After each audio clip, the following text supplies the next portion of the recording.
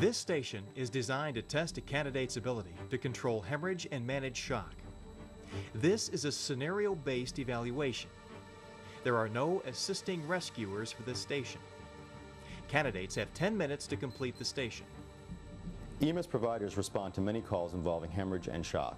Knowing the basic steps of bleeding control and how to manage shock can definitely help save a life. Do not waste valuable time on the scene starting IVs when this can be done in an ambulance en route to a receiving facility. Remember that time is the enemy when it comes to severe blood loss. Candidates at this station will have the equipment necessary to successfully control bleeding and manage shock. The patient will be moulaged using items such as fake blood with prosthetic devices to depict the desired injuries. Equipment and supplies for assessing the patient can include a trauma kit with dressings and bandages to control bleeding. A blanket and supplemental oxygen are available for managing shock, as well as medical exam gloves as part of the necessary personal protective equipment. There are two main sections of this station: bleeding control and shock management. Welcome to the Bleeding Control and Shock Management Station. You've had a chance to check your equipment. Do you have any questions? No. Okay.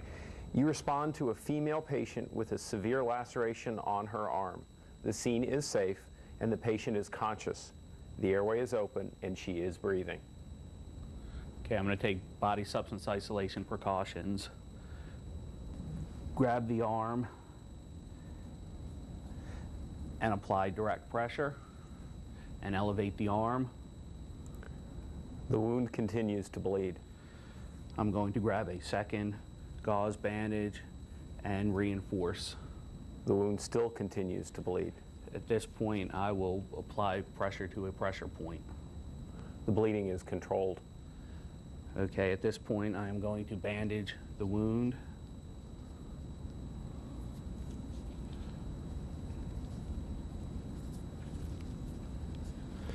The patient is exhibiting signs and symptoms of hypoperfusion.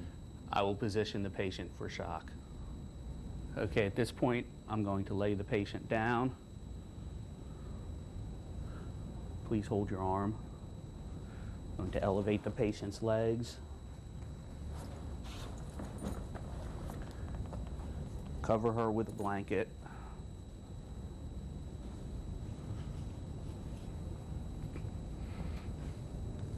Apply high flow oxygen.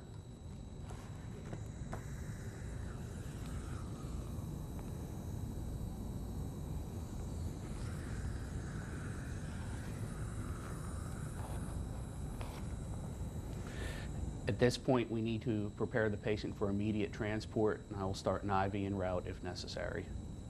Is there anything else you'd like to do? No, I've completed the station. Thank you.